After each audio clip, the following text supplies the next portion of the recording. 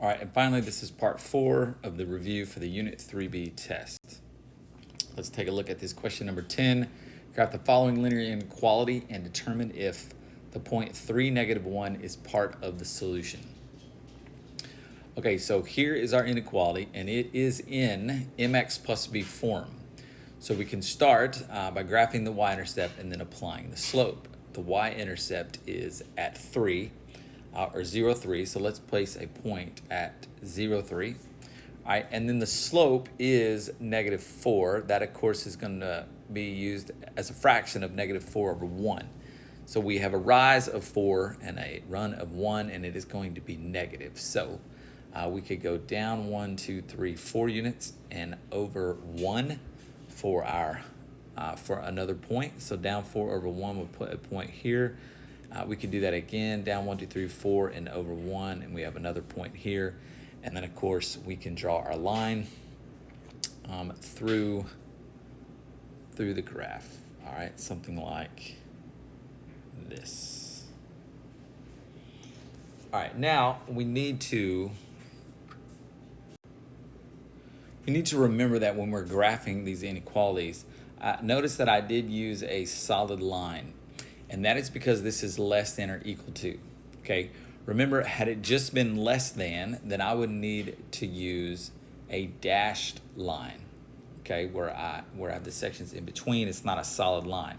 That's also true if it's just greater than. But when we include the equal sign down here at the bottom, that's when we have a solid line. But we also have to do some shading. All right, so this says that all the solutions are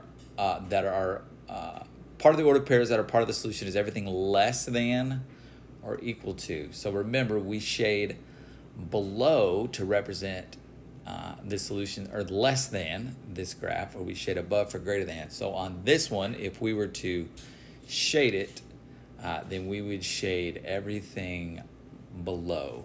All right, don't think about it in terms of left to right, but it's everything that is less than the graph, okay? And then it says to determine then if 3, -1 is part of the solution.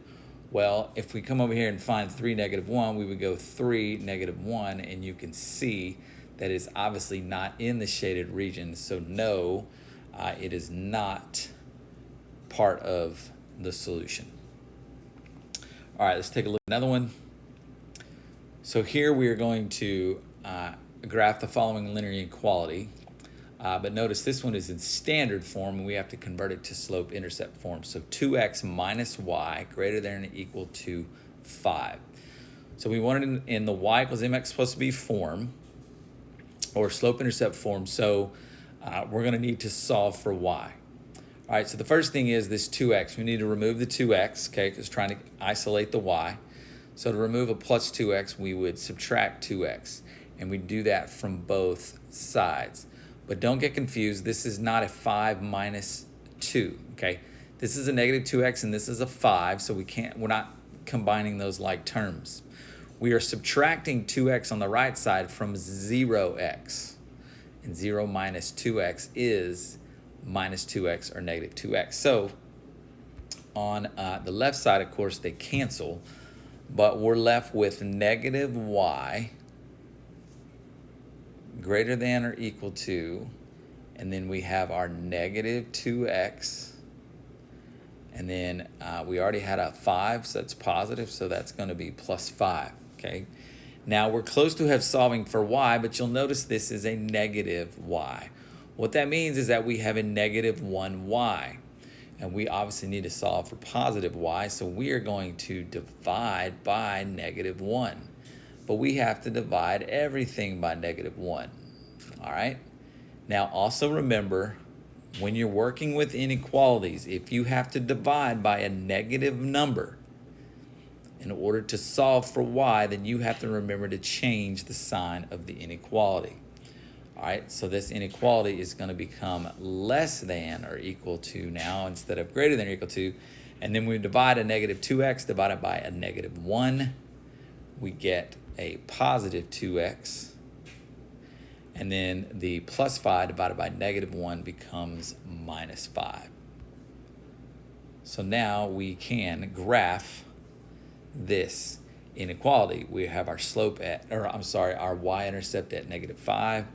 So we go down here and we put a point at -5. And then we have a slope of 2x, or a slope of 2 over 1. So up 2 over 1 every time. Up 2 over 1 every time is going to look like this. All right. At that point, we can graph this equation, and it would look something like this. All right. And then don't forget, finally, that we have to shade. Also, remember, this is an equal to, so I have a solid line, but we want to shade everything that is less than or equal to. So we're going to shade everything below, and everything below would be all of this area. All right, and that's a look at graphing inequalities.